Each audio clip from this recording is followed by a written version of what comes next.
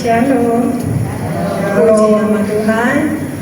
Sungguh sukacita di sore hari ini, saudaraku yang terkasih. Meskipun beberapa yang datang, kita tetap sukacita ya, saudaraku. Karena saya dan saudara datang ke tempat ini bukan suatu kewajiban ya, tapi saya yakin saya dan saudara rindu untuk memberikan terbaik pujian penyembahan untuk Tuhan Yesus. Bersyukur ya buat cuaca yang baik, bersyukur buat kesehatan, bersyukur buat kekuatan kita semua. Amin. Sebelum kita memulai ibadah di sore hari ini, mari kita tundukkan kepala, kita berdoa.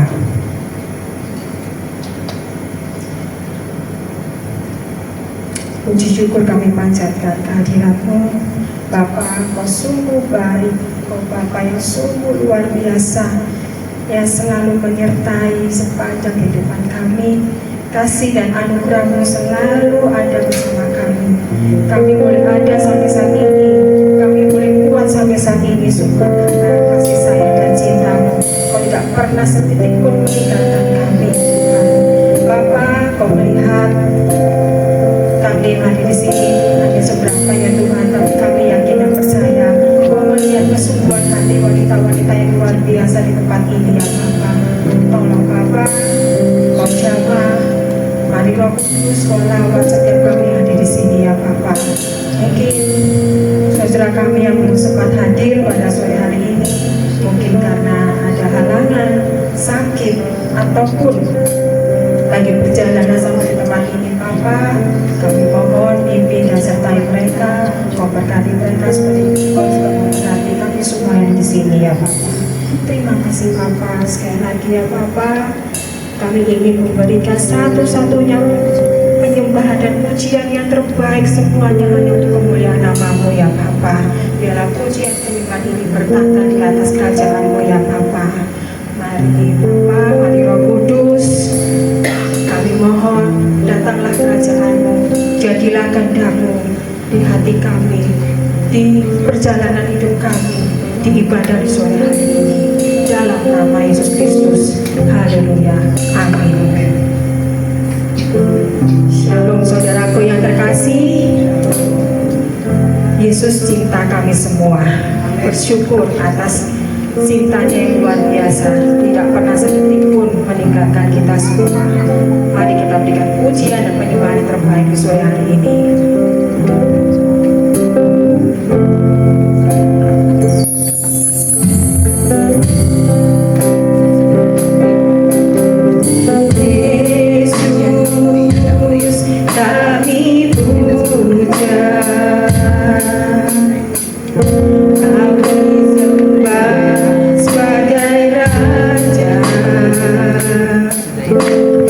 Berdiri di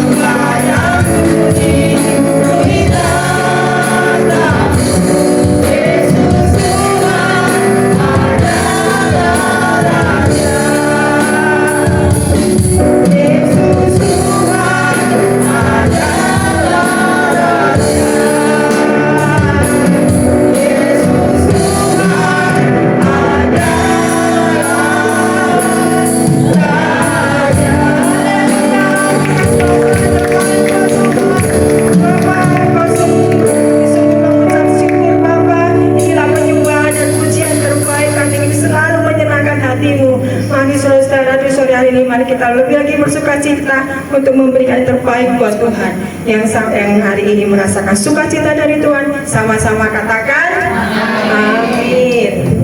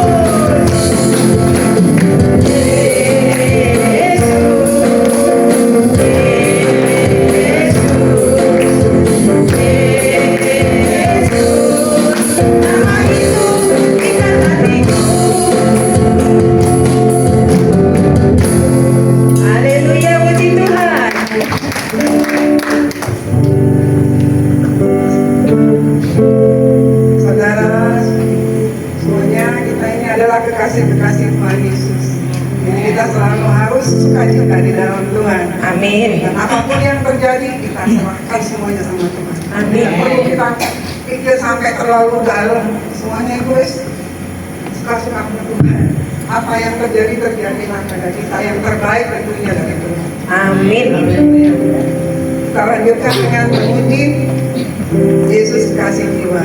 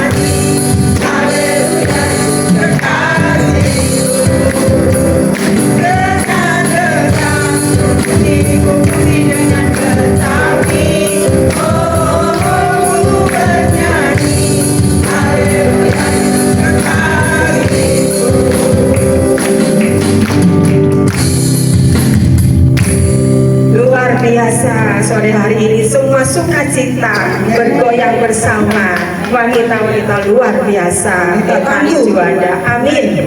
Silakan duduk, monggo. Sudah capek semua. Olahraga sore ya ibu-ibu ya. Terlebih terkasih, kita berikan kesempatan untuk Bu Reni bersaksi di sore hari ini. Masih kita dengarkan kesaksian yang luar biasa. Monggo Bu Reni.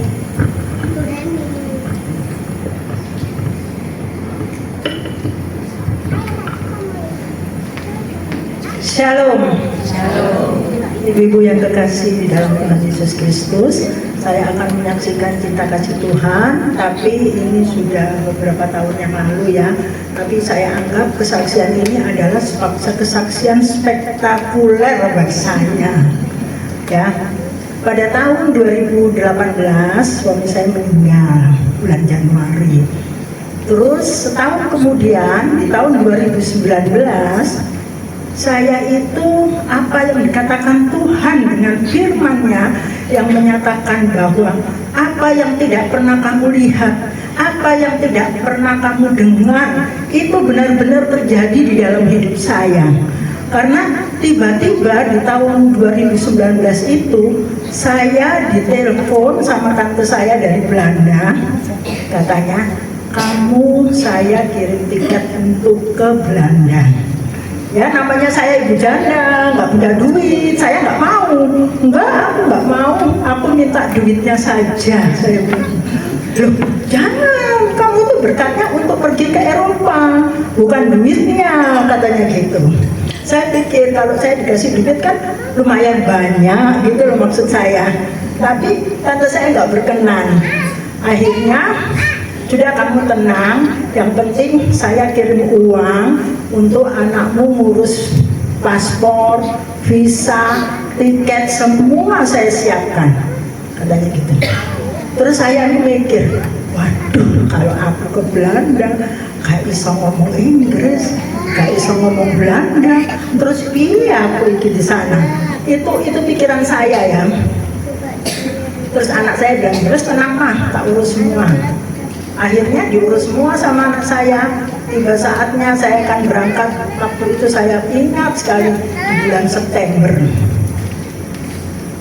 Disuruh ngurus visa Schengen. Terus saya kan nggak ngerti, foto visa Schengen itu bisa untuk kamu keliling Eropa, katanya gitu. Sudah saya berangkat. Sampai di bandara, aku tak ngeredek ya. Waduh, nanti kalau ini, mah naik itu loh Maya, pesawatnya transit di Hong Kong 8 jam. Waduh, terus saya nggak ada teman, saya sendirian. Ya apa nih caranya kalau nanti saya transit di Hong Kong 8 jam? Ternyata anak saya tuh pikirannya gini, wis tak tumpak no kursi roda wae. Aku ini nggak sakit, nggak apa, dinaik no kursi roda. Biar apa? Biar semua pengurusan transit dan segala macam tetek monyet aku di sama kursi roda. Jadi saya mulai di Bandara Juanda itu udah dijemput di kursi roda. Orang-orang mungkin heran, ini gak apa kursi roda mungkin gitu ya.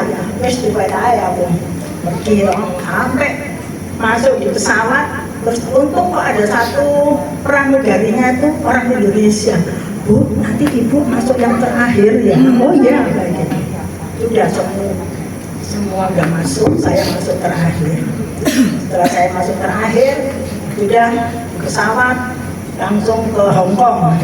Sampai di Hong Kong, nanti ibu dijemput yang terakhir. Jadi penumpang semua turun, nanti baru ibu dijemput sama kursi roda. Jadi semua penumpang turun, saya naik lagi kursi roda itu. Kan jauh sekali Hong Kong itu bandaranya gede sekali. Udah saya didorong, terus pokoknya gak ngerti diurus mau sama yang dorong ini, sama yang dorong kursi roda itu sudah, terus disuruh tunggu. Dia ngomong bahasa Inggris, maksud saya ngerti lah. Kamu tunggu di sini, ngono bae ya. Ya wes saya nunggu di situ 8 jam loh. Aku ini HP nggak bisa dipakai. Waduh ya apa ini? Haus mau beli ya apa ngomongnya ya ngomong. Waduh ya apa ya? Akhirnya saya tuh ya tahan haus. Udah duduk di situ. Terus ada pembantu-pembantu yang dari sana duduk di sebelah aku. Mbak, mau kemana? Oh saya mau pulang kok Bu ke Indonesia. Orang mana? Orang Jawa. Waduh, koncone aku ya toh ngomong-ngomong sama dia wes. Dan itu 8 jam kemudian saya dijemput lagi sama kursi roda itu. Dijemput, naik lagi, penumpang semua naik, saya terakhir sudah naik. Yang kokonnya saya ya dikasih menu makanan, itu kan bahasa Inggris kabeh. Waduh, apa yang mau tak pesen loh? Semua bahasa Inggris loh. Jadi pergi pulang rice chicken ngono terus aku. Gak ada lainnya padahal ya. Aku, ini kok makanannya ganti, minumnya yo ganti, aku kok gak iso gitu loh dalam hati saya, padahal yang gak bisa bahasa itu saya. Sudah sampai di Schiphol di Belanda, aku kayak yo gitu ya. Walah, apa sih aku naik kursi roda? Terus menurut saya orang-orang arah keluar kemana saya ikut keluar. Saya ikut sampai di sana, saya ditahan di sana. You speak English? No. You speak Hollandese? Waduh, katanya gitu yang periksa itu saya didanya digedok ini. Wah, dia gak bisa komunikasi sama aku ya apa. Akhirnya saya dibawa ke imigrasi. Sampai di imigrasi dilihat surat-surat saya semua, surat undangan dari tante itu di Belanda semua dilihat selesai. Terus tidak boleh punya bahasa Belanda, tapi saya agak ngerti sedikit ya, tapi gak bisa mengucapkan. Pokoknya boleh jalan. Terus dia tuh lucunya, dia gak bahasa Belanda, dia bahasa Tarsan. Oke, aku gitu. Pokoknya jalan lurus, kanan, kiri, pintu keluar, kata dia gitu. Sudah, saya ikut. Ternyata ya saudara saya di sana kan banyak ya. Kakak sekandung saya, tante saya, om saya, opa saya, semua itu pada jemput di bandara Schiphol. Mereka tuh semua pakai HP, pengen lihat saya ini keluar sama kursi roda itu mau dilihat, mau disunting. Saya jalan, halo saya gitu, mana kursi rodanya? Ya nggak tahu, pokoknya saya jalan sendiri saya gitu. Loh kamu tuh ngawur, orang yang jemput kamu di sana tuh nunggu sampai teler loh. Wes gak ngurus, pokoknya saya sudah jalan, saya sudah keluar. Sampai di situ saya gitu, terima kasih Tuhan, aku sudah sampai di Amsterdam. Sungguh luar biasa ya, Tuhan itu baik ya.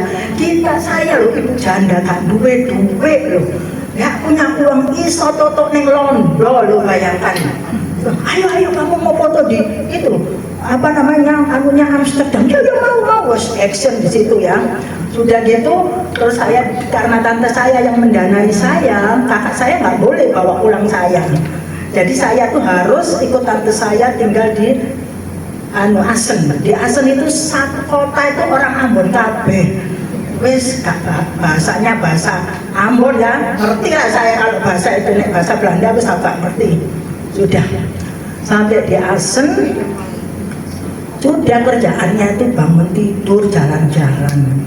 Jadi tante saya itu di apartemen, jadi begitu ayo minum teh di bawah, cuci muka semua turun, sudah pulang.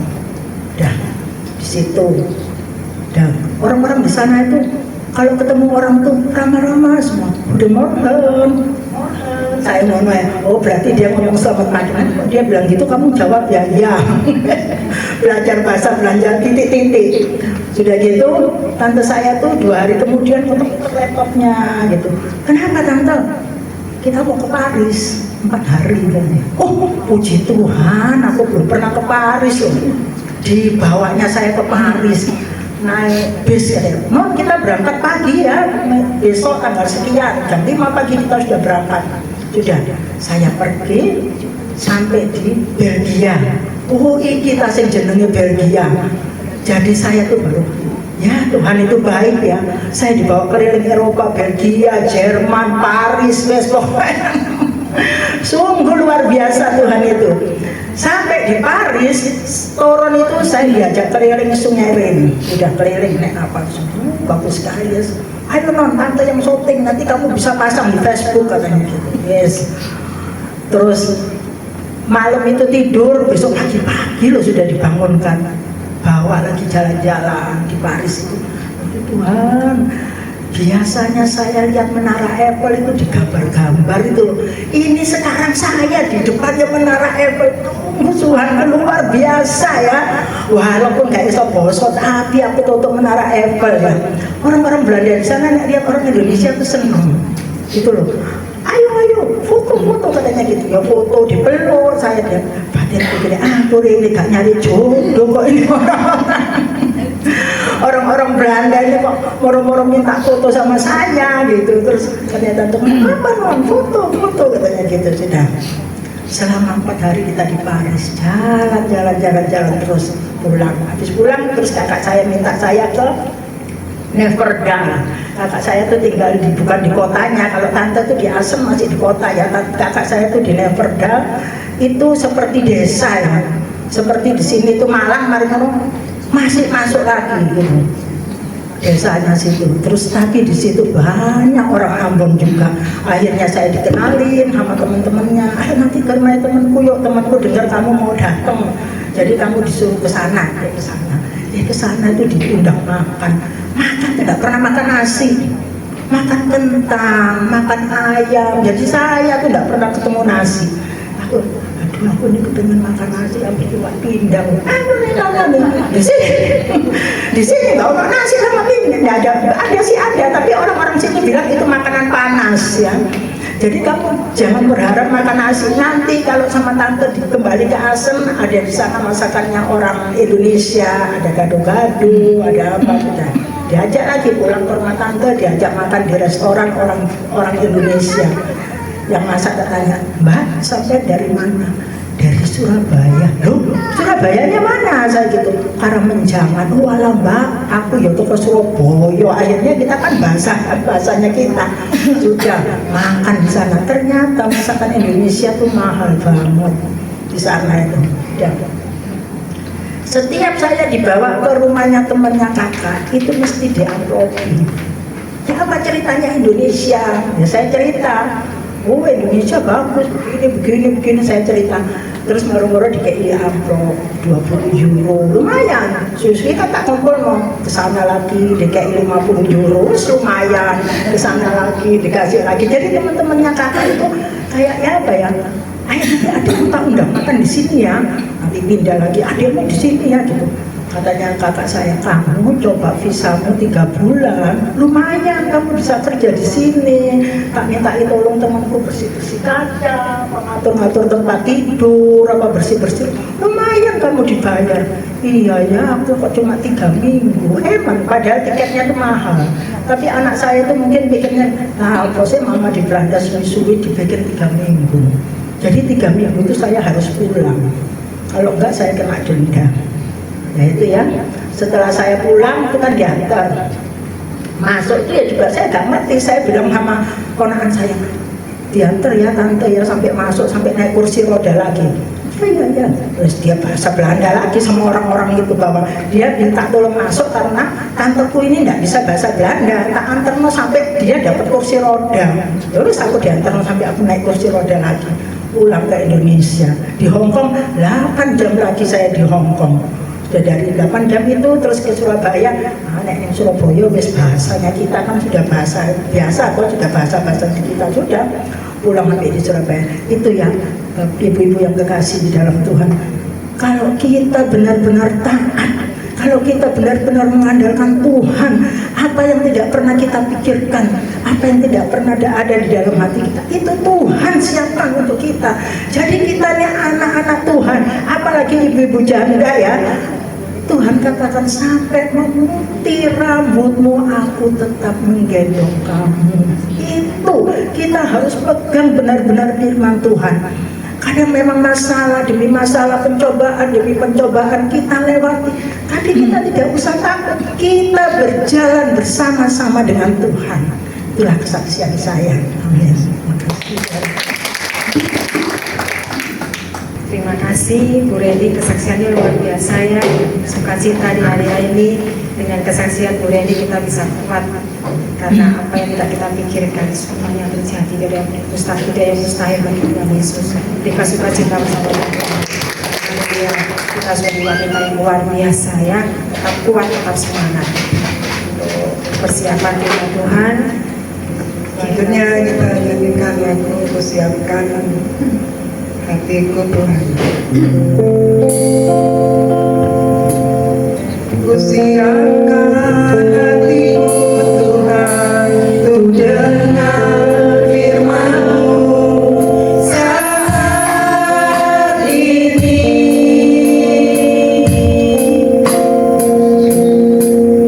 Ku sujud menyembah-Mu Tuhan, masuk hadirat-Mu saat ini.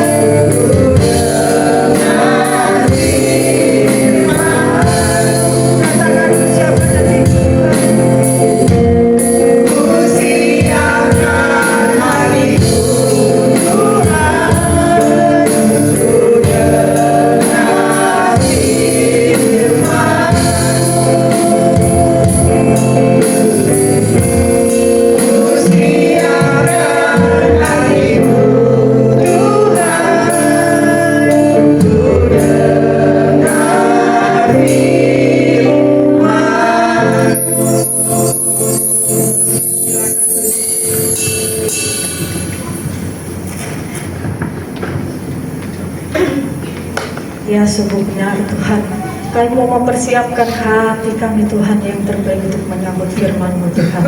Berbicaralah Bapa untuk setiap kami Tuhan. Biarlah firman hari ini boleh mengubahkan wanita-wanita tangguh di tempat ini Tuhan.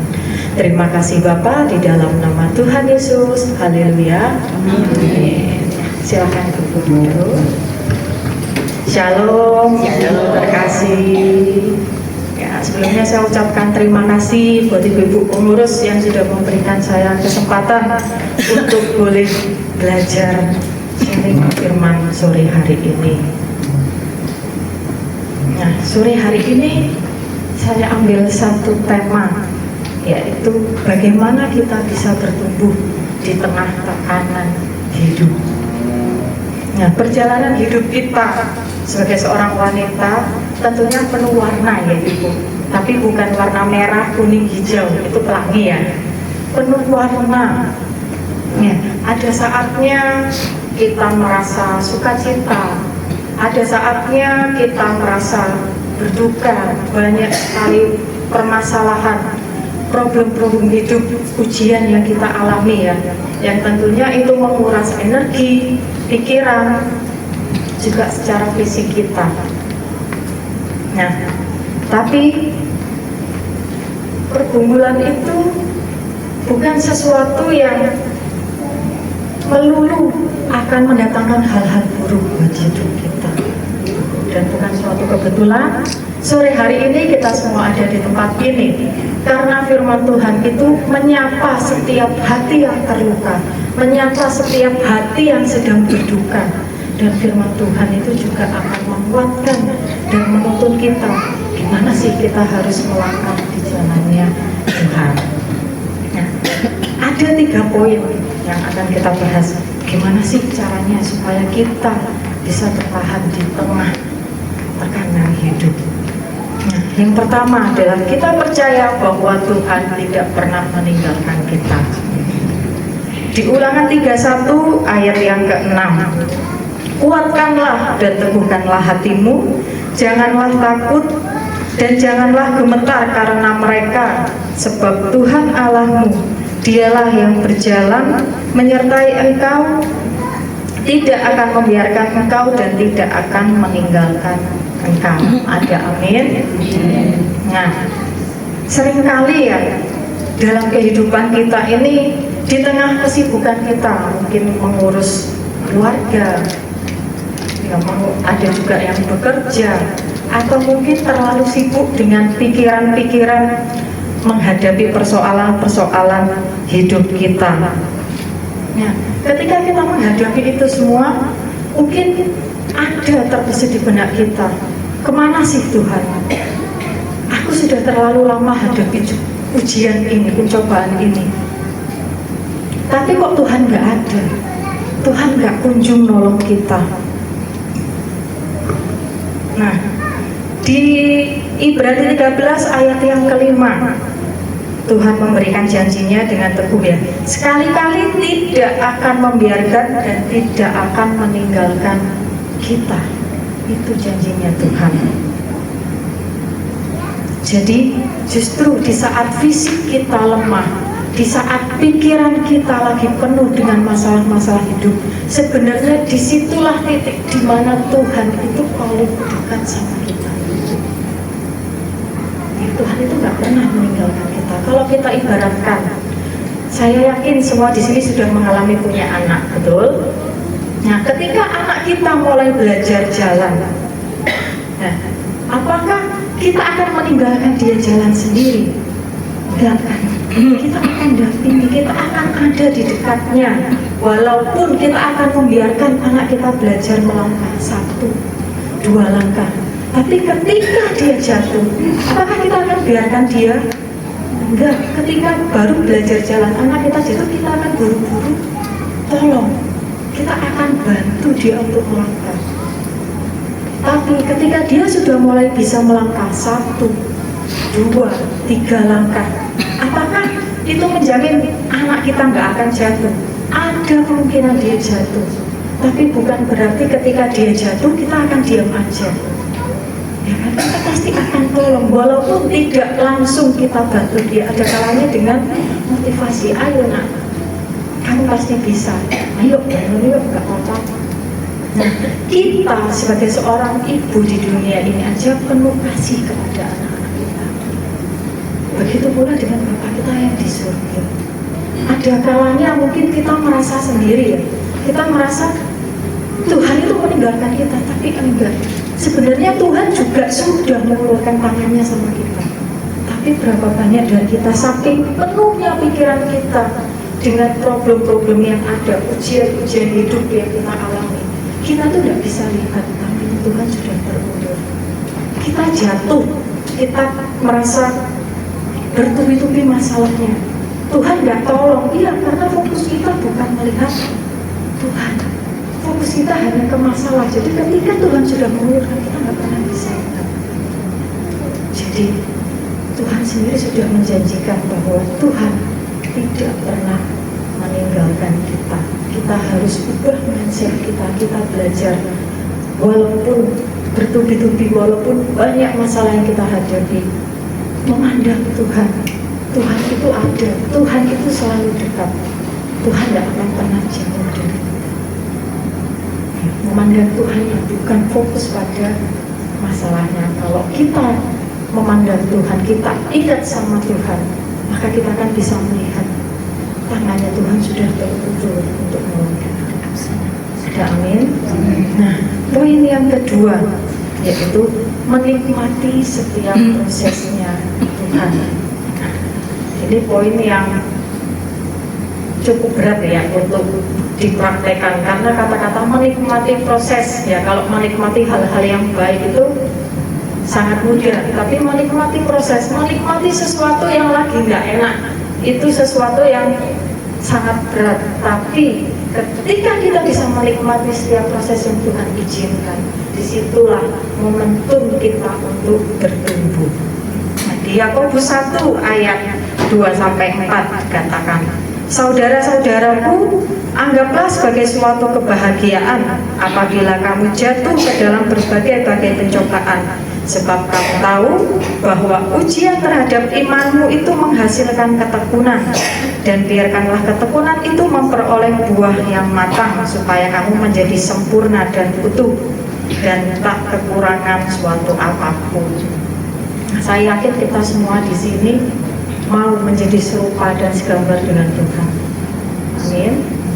Ya, kalau kita mau menjadi serupa dan segambar sama Tuhan, kita harus belajar untuk menikmati proses. Ya, mungkin banyak dari kita ketika kita menghadapi masalah yang bertubi-tubi itu kita mempertanyakan, Tuhan, satu masalah belum selesai, muncul lagi, sudah ada masalah ini itu datang lagi. Kenapa sih Tuhan? Kenapa kok harus aku? Kenapa sih masalah ini nggak ada habisnya? Ya, baik itu mungkin masalah keluarga, baik itu masalah ekonomi, masalah pekerjaan, atau hubungan sosial kita dengan sesama. Tapi ketika kita mau belajar untuk menikmati setiap proses yang Tuhan izinkan, maka disitulah iman kita itu akan semakin bertumbuh. Nah, ketika kita masa sekolah ibu itu, kalau mau naik kelas, apakah kita nggak melewati ujian? Melewati ujian kan, dengan berbagai macam nama ya, karena tiap generasi beda nama ujiannya. Ya, dari semester 1 mau ke semester 2 pasti ada ujian akhir. Dari kelas 1 ke kelas 2 ada ujian kenaikan. Dan yang pasti ujian itu semakin lama akan semakin meningkat, akan semakin berat. Tapi dampak positif yang dialami adalah bisa naik kelas dan semakin bertumbuh. Nah, dan kalau kita mau belajar sungguh-sungguh ketika melewati masa-masa sekolah ya, benar-benar belajar sungguh-sungguh, benar-benar fokus menjalani pelajaran dengan baik, maka ujian itu bisa kita lewati. Begitu juga dengan kehidupan kita. Tuhan izinkan kita untuk bisa datang ibadah, baik itu ibadah raya, ada juga ibadah persekutuan Alita Tangguh, ada doa puasa, ada juga doa malam di Ngidam.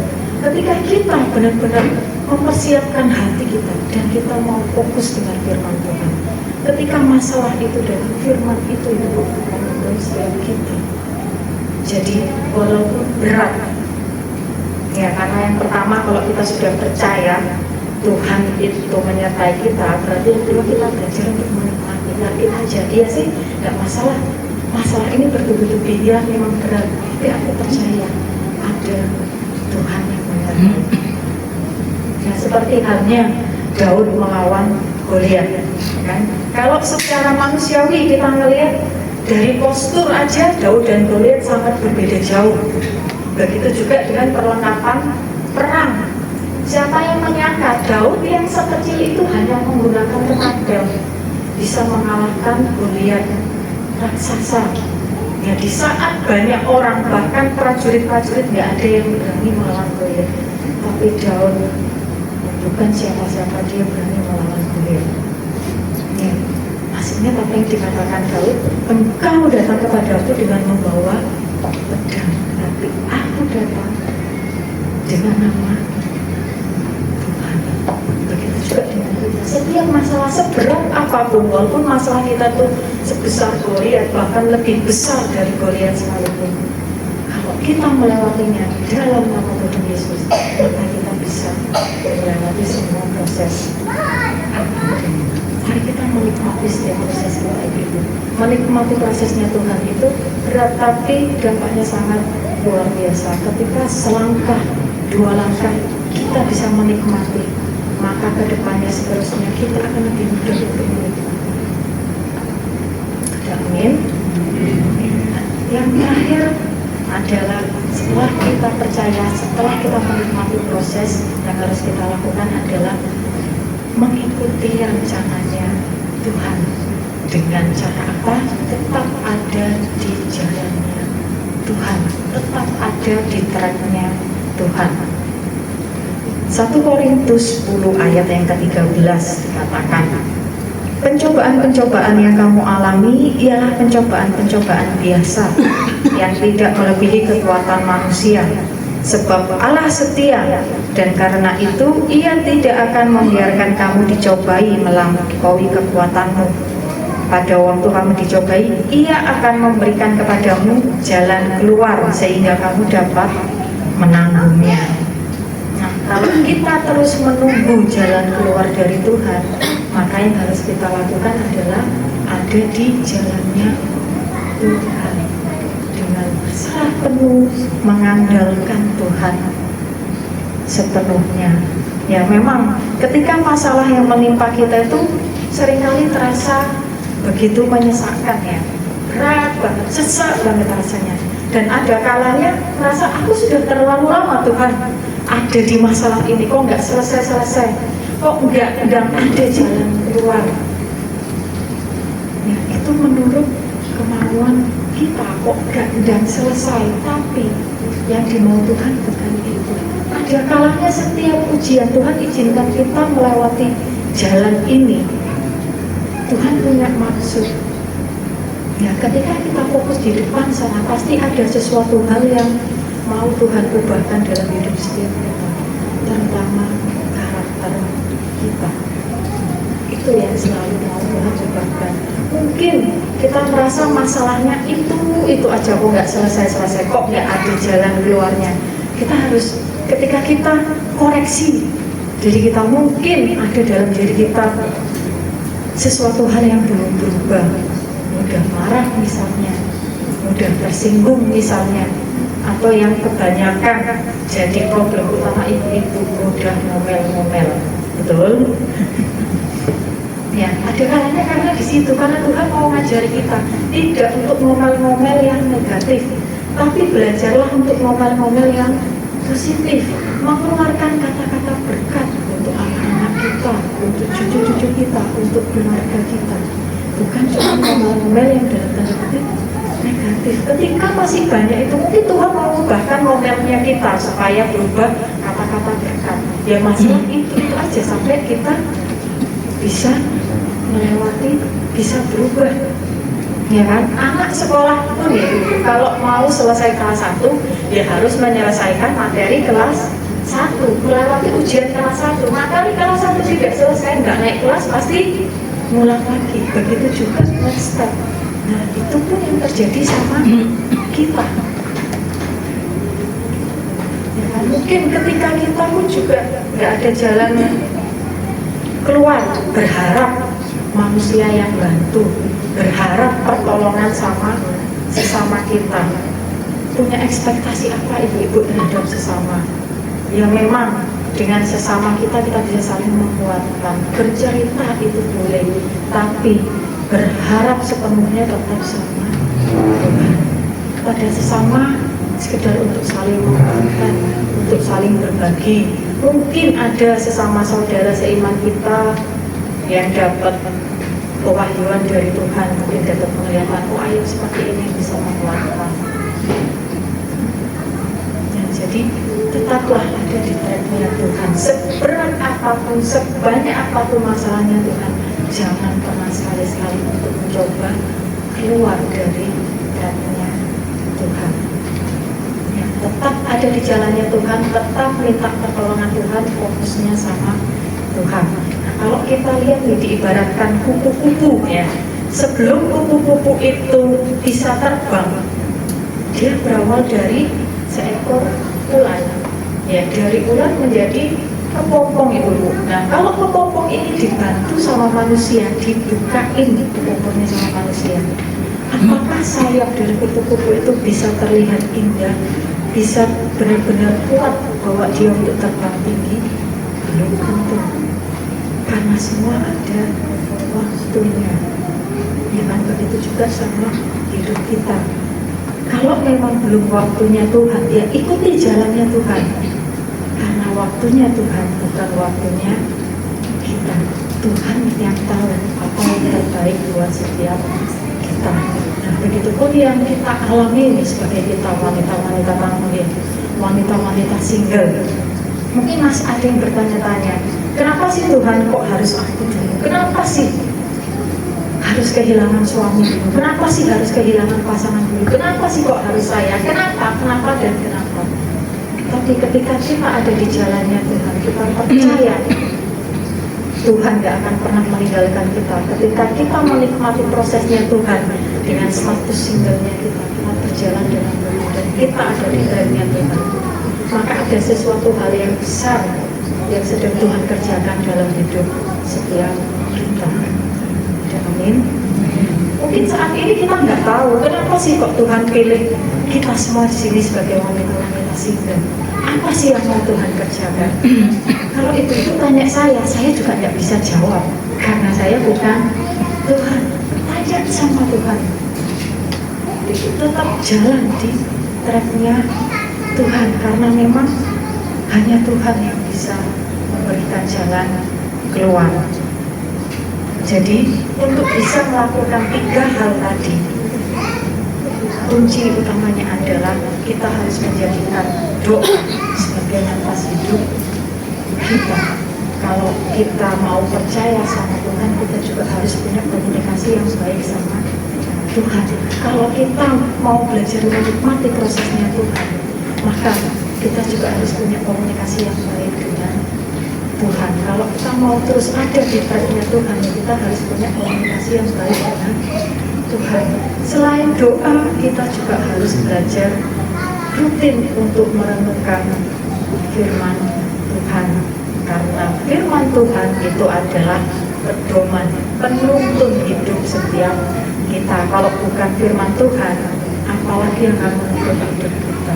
Kebetulan di gereja Juanda ini juga punya program Gerakan Cinta Baca Alkitab. Mungkin ada ibu-ibu yang belum bergabung dan ada ibu-ibu yang bergerak ingin belajar untuk rutin, untuk disiplin baca firman. Mari kita bisa bergabung.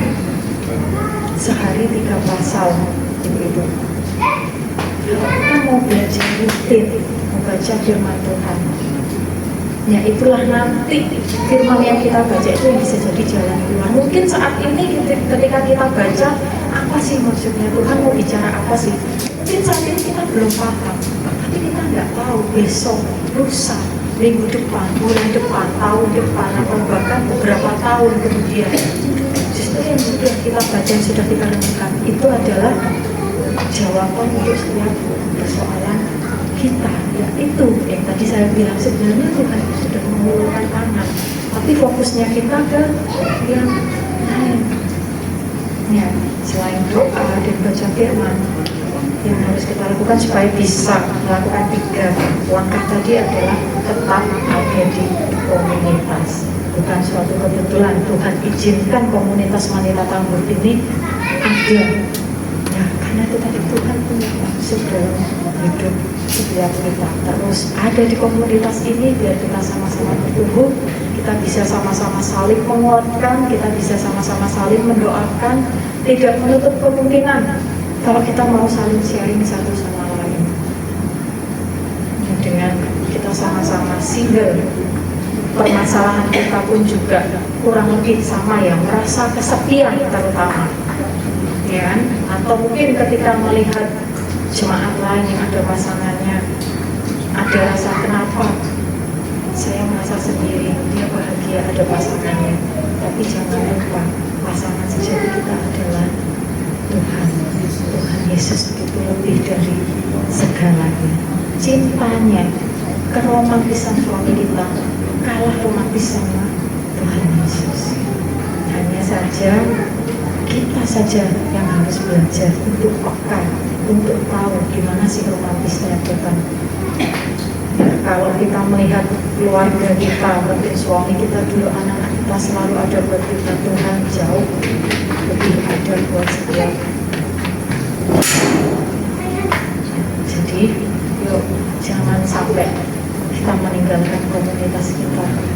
Begitu tetap kita percaya bahwa Tuhan tidak pernah meninggalkan kita. Mari kita belajar untuk menikmati prosesnya Tuhan dan tetap ada di jalannya Tuhan dengan cara jadikan doa sebagai nafas hidup, baca firman dan berperan di komunitas. Amin. Ini firman Tuhan sore hari ini. Mari kita tutup firman Tuhan ini dengan doa. Tuhan Yesus, Bapa yang baik, terima kasih ya Tuhan untuk firman-Mu sore hari ini Tuhan. Terima kasih sekali lagi Tuhan, Kau mengingatkan kami Tuhan, bagaimana kami akan bertahan Tuhan, bertumbuh Tuhan di tengah-tengah tekanan hidup Tuhan. Bantu kami Roh Kudus untuk kami terus percaya bahwa Engkau Tuhan selalu menyertai kami. Dan Roh Kudus tolong kami Tuhan supaya kami boleh menikmati Tuhan setiap proses yang Tuhan izinkan terjadi dalam hidup setiap kami. Dan Roh Kudus tolong kami agar kami terus ada di jalan-Mu, agar kami terus ada di track-Mu Tuhan, untuk kami boleh melihat jalan keluar yang telah Engkau sediakan untuk setiap masalah kami Tuhan. Terima kasih Bapa, mungkin hamba-Mu selesai untuk menyampaikan firman-Mu hari ini, tapi hamba percaya firman-Mu akan terus merema, akan terus ada di dalam hati setiap kami. Engkau akan terus memberikan pengertian kepada setiap kami Tuhan. Biarkan kami boleh menjadi pelaku-pelaku firman-Mu ya. Terima kasih Tuhan, hanya di dalam nama Tuhan Yesus. Haleluya. Amin.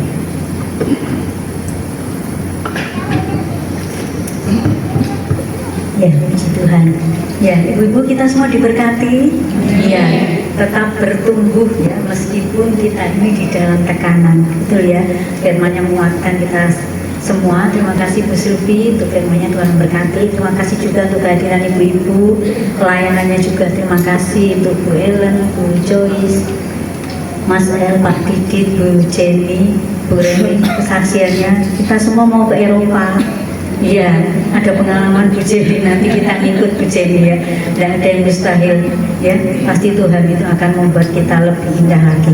Ya, nanti saya akan memberikan beberapa pengumuman. Sambil pengumuman, Bu Wendy minta tolong persembahan kita jalankan dulu ya.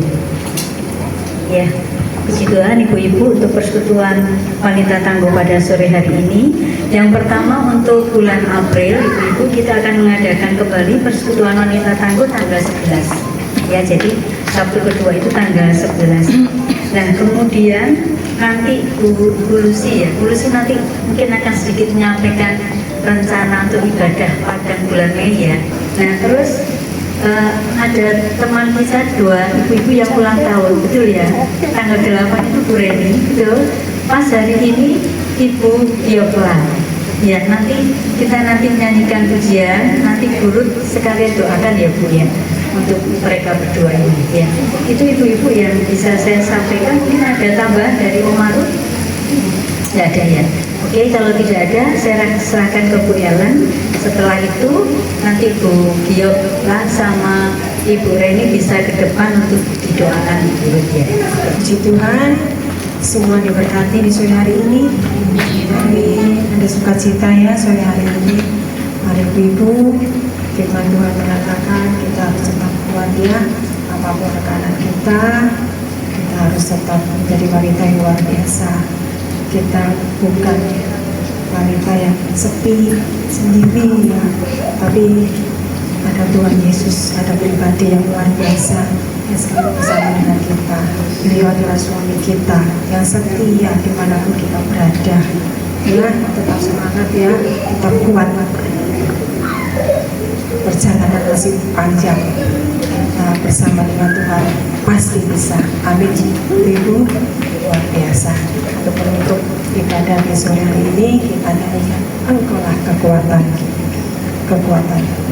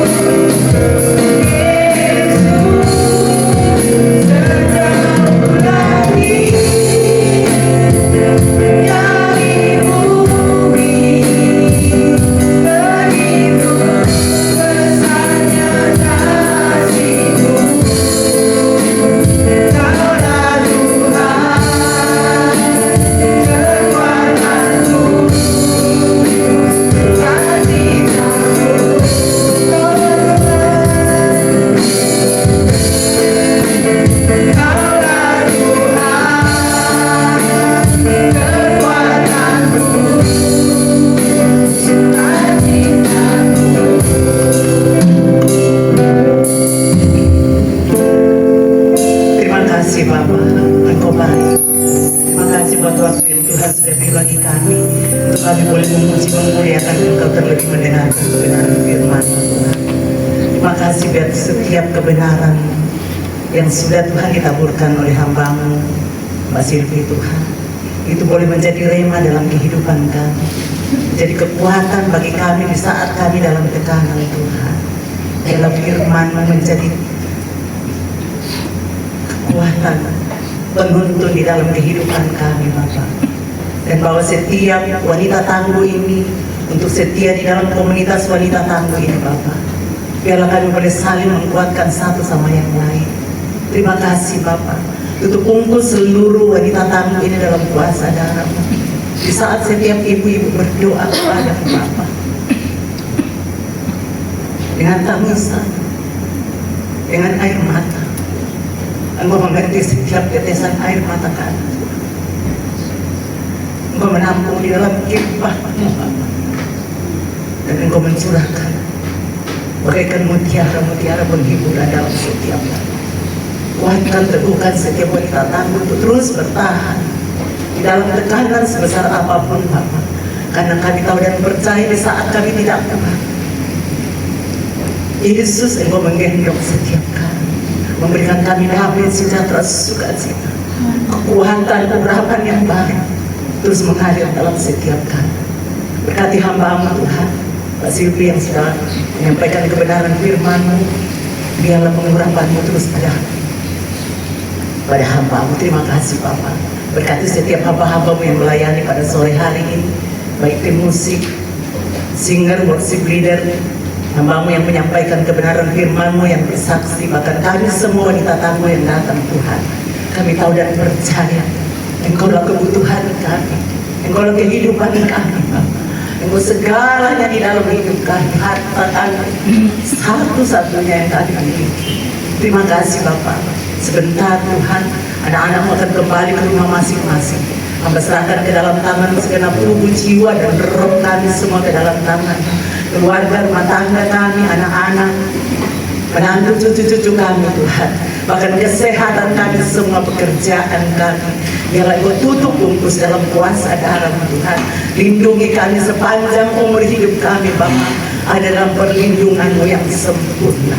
Terpuji nama-Mu Tuhan. Terima kasih Bapak, terima kasih Bapak. Malam hari ini hamba berdoa untuk kedua hamba-Mu Tuhan, Bu Reni dengan Bu Kio Tuhan.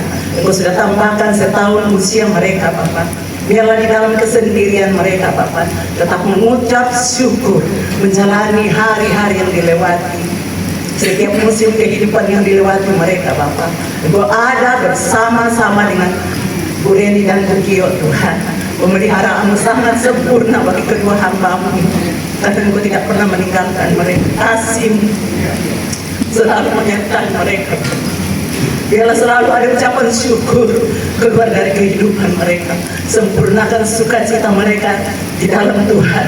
Engkau menampakkan setahun usia mereka Bapak, agar ucapan syukur itu selalu keluar dari hati kami dalam kondisi apapun. Ucapan syukur kami Tuhan tidak dipengaruhi oleh situasi apapun, karena kami tahu dan percaya Engkau mencintai kami Bapak lebih dari kami mencintai diri kami sendiri. Segala pujian kami kembalikan kepada-Mu. Lindungi perjalanan anak-anak kembali ke rumah Bapak. Jauhkan dari mara bahaya dan orang-orang jahat. Kuasa-kuasa jahat, roh kecelakaan kami tolak dalam nama Yesus. Perlindungan-Mu sempurna Bapak. Biarlah malaikat-Mu berkemah senantiasa menjaga setiap wanita-wanita tangguh Tuhan. Tembok-tembok api berkeliling memagari kehidupan mereka. Terima kasih Bapak, terima kasih Tuhan. Terpuji nama-Mu. Ibu-ibu yang dikasih dalam Tuhan, angkat kedua tangan kita. Ibu-ibu saya undang bangkit berdiri. Kita terima berkat dari Tuhan. Kiranya damai, sejahtera, sukacita dari Allah Bapa, cinta kasih-Nya di dalam Yesus Kristus, persekutuan dengan Roh Kudus-Nya menyertai kita mulai pada malam hari ini sepanjang umur hidup kita sampai Yesus datang pada kali yang kedua menjemput kita masing-masing. Terpuji nama-Mu Bapa, yang diberkati Tuhan. Kita sama-sama katakan amin, amin. Happy birthday to you. Happy birthday